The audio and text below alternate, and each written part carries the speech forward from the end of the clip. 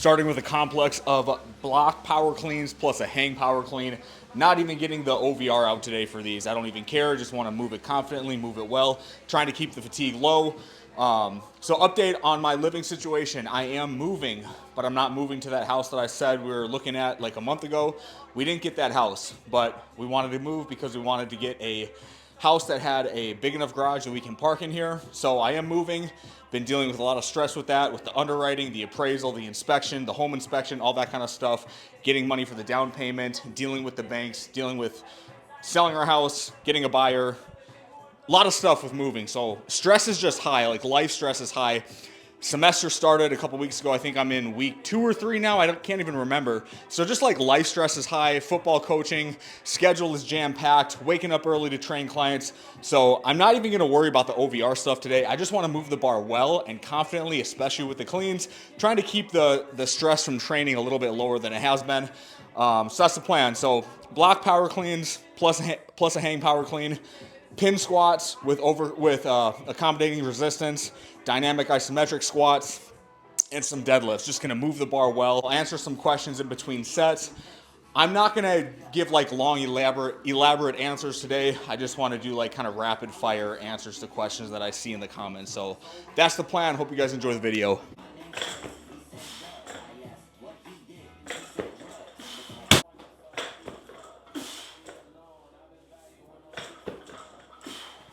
Caffeine intake is going to be really high today. I've already had 2 rains.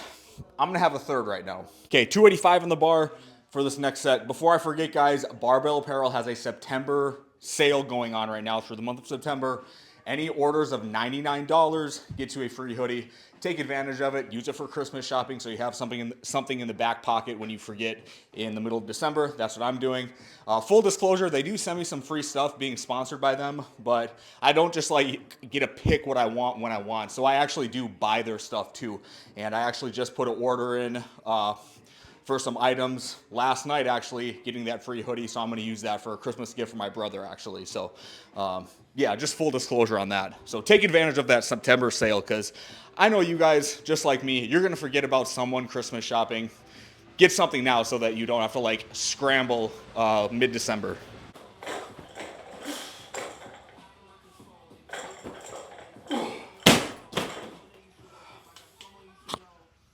Let's go 290. I like the way that felt. Not a big jump. What are my thoughts on incorporating carries, e.g. farmer's walks? I don't think they're in any of your programs. I just don't find a ton of use for them. I made a video on farmer's carries in the past. The thing about it is, like, I think they're really hard to gauge progressive overload and gauge like intensity and effort with them, because you're walking a given distance. The weight is obviously challenging to hold, but like, let's just, to make math simple, if you hold 100-pound dumbbells and you walk 25 yards and back, do you really know how much further you could have walked with them? Like, when you're doing farmer's carries, are you going for time? Are you going for distance? You know what I mean? It's just like hard to incorporate like true progressive overload with them. What are your opinions on sarcoplasmic versus myofibrilar hypertrophy? Are there certain volume or rep ranges you must work in to induce one of these specifically? Don't give a shit about sarcoplasmic hypertrophy, dude. Just myofibrilar. That's what really matters. That's like long-term muscle growth. That's true hypertrophy, is the myofibrilar kind. Sarcoplasmic is a short-term, acute fluid buildup. That goes away if you like stop training for a while. The myofibrilar hypertrophy is the stuff you care about that lasts a long time.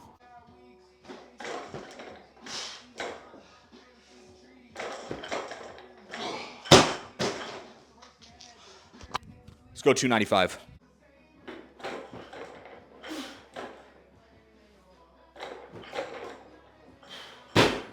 Why straight carbs for your first meal? Why not add a bit of protein? Sometimes I do. Sometimes I do some cottage cheese. Sometimes I do a protein shake. But for the carbs, honestly, I'm just looking for some carbs that are like high glycemic index, something that's fast absorbing. I like doing that for pre-training and post-training. Like today, I had 2 English muffins, and I did have 1 protein shake. The protein shake was 22 grams of protein, but I mean, that's basically it. Yeah.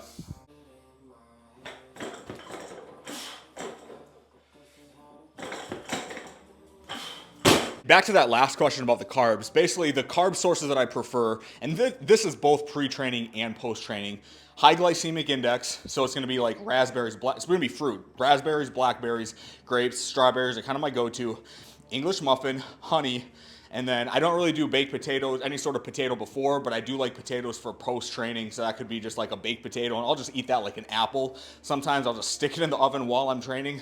I don't have it in right now, but like a baked potato, I'll eat it like an apple. Sometimes I'll cut it open, put a little bit of butter, maybe some cottage cheese in there, maybe some honey in there too. I'll make like my own homemade French fries in the air fryer with them. I'll make them out of hash browns, and then lefse. That's kind of like my go-to carb sources for both pre-training and post-training. The carb sources kind of stay consistent. Sometimes a little bit of yogurt. I'm really not a huge fan of yogurt, but I'll go with yogurt sometimes. The other carb sources that I like, that's pretty much it. Sourdough bread I like. Whole wheat, whole grain tortillas. That's kind of it. The carb sources kind of stay consistent.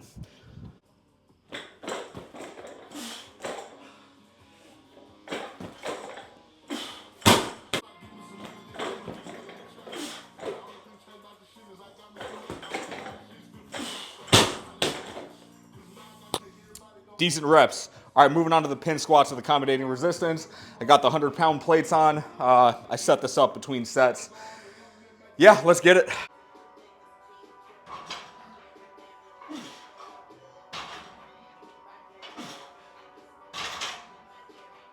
I gotta turn the music down. Lil Wayne on. Okay, got triples here. I want my last rep to be at about between 0.45 and 0.55 meters per second. Honestly, because I am feeling a lot of life stress and fatigue right now. And just like, I don't know, I'm kind of irritable right now. I'm gonna try to stay a little bit higher in that range. And if I'm moving it at like 0.6 or something for the last rep of each set, I'm okay. I'm gonna comp that as working sets.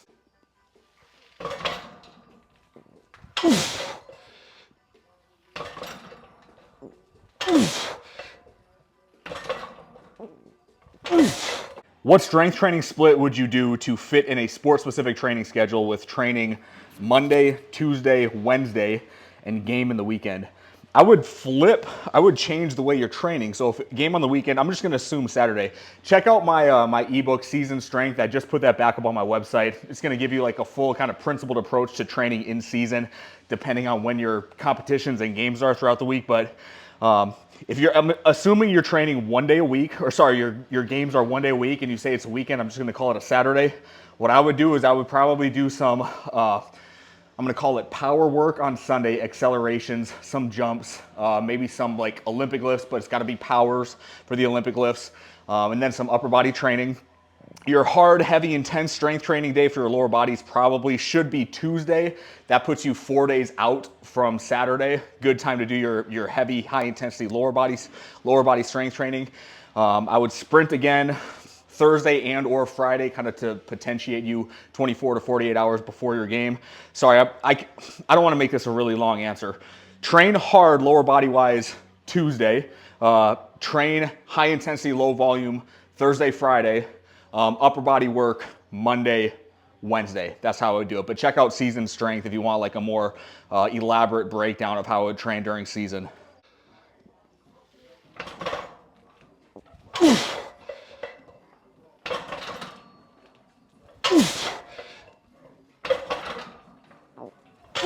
Do I do speed training for my upper body? And if so, how do you do it and how do you incorporate it into your training?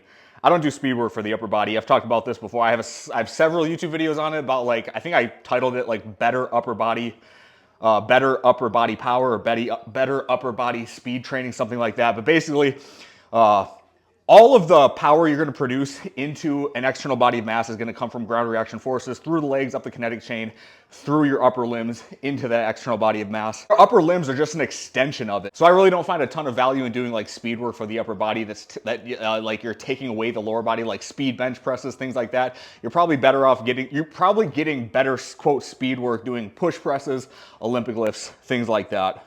Do you think it's worth doing conventional deadlifts for people with, quote, shitty leverages? Yeah, I do.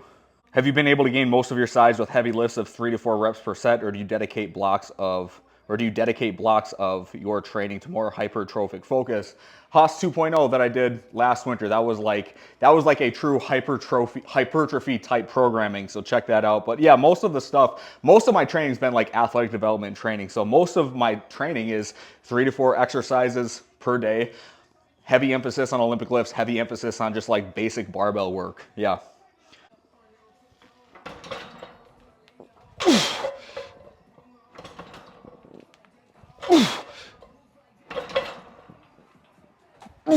Would there be any differences between a Division I NFL prospect athlete and a non-Division I college football athlete in terms of programming? Generally speaking, no. Even most professional athletes, they're still like, I don't want to call them novices in the weight room, but they're not advanced lifters. They still have a ton of just like low-hanging fruit that they can get out of just like basic good strength training, Olympic lifting, squatting, pulling, pushing, like all the basic movement patterns and basic programming strategies you would give to like a non-elite athlete, you should still give to an elite athlete. The only difference here with the question, Division I NFL prospect, I'd probably just do like more combine specific work, assuming that they're going to the combine. So I would incorporate a lot more specific drills to improve their 40, to improve their L cone, to improve their vertical jump, to improve those tests. But generally speaking, no. What are your thoughts on neck training for contact athletes? Should it be trained just like any other muscle, or are ISO work more appropriate? Thanks in advance. I don't find a ton of value in neck training, honestly. I've talked about it before. If you're gonna do neck training, I think it's all fine. Like the muscles of the neck are the same type of skeletal muscles that you have in the rest of your body, but it doesn't improve or it doesn't reduce the risk of concussions. All that stuff is bullshit. So no, I don't do any of it. I don't incorporate it for myself. I don't incorporate it for my athletes. But I think the stuff that does get incorporated, where it's like the manual neck training, I think all of that stuff is fine. If I were going to incorporate it, I'd probably incorporate it into some sort of like warm up, like pre-training routine. If I was with like a large group of athletes and it was something that I just felt like had to get done, or I was being directed to get done, something like that. So.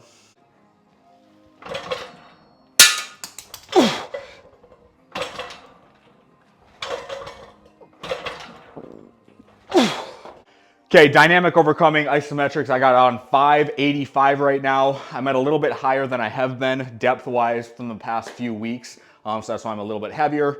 Going for 5 to 8 seconds.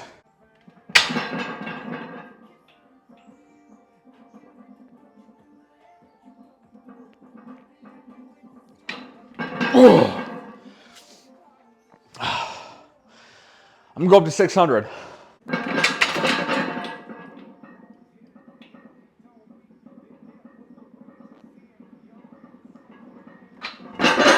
All right, first set here, I'm just going with 585, and then if it's too slow, which it might be, then I'll just reduce some weight.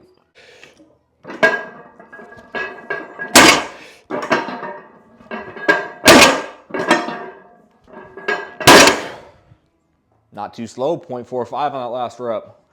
0.45 on all of them. To what extent do you think sports performance technology is important, and at what point do you think it takes away from the main goal? Do you think every school that has a budget to have VBT, force plates, or even things like a 1080 sprint should be investing in those things? Or do you think that teams can have the same or better results without it? I think teams can have the same or better results without it. You just have to know how to use the stuff, and you have to like not rely on it.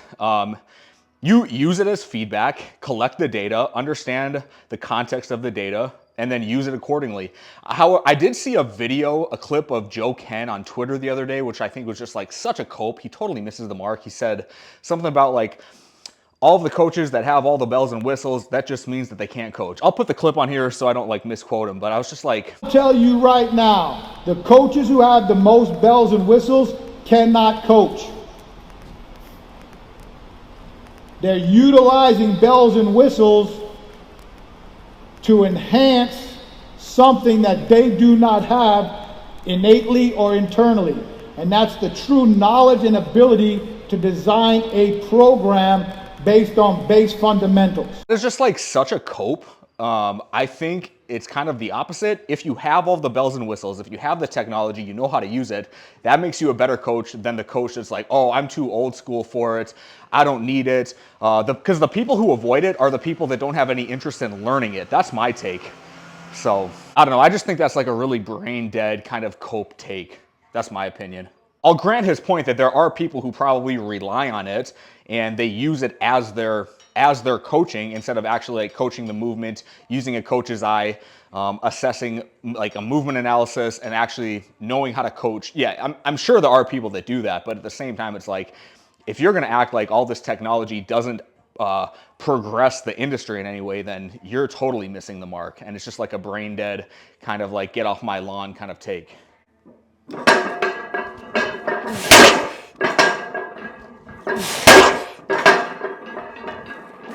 Nice. 0.46, 0.48, 0.49. Got faster every rep. All right, this is going to be my last set here, guys. I'm going to call it.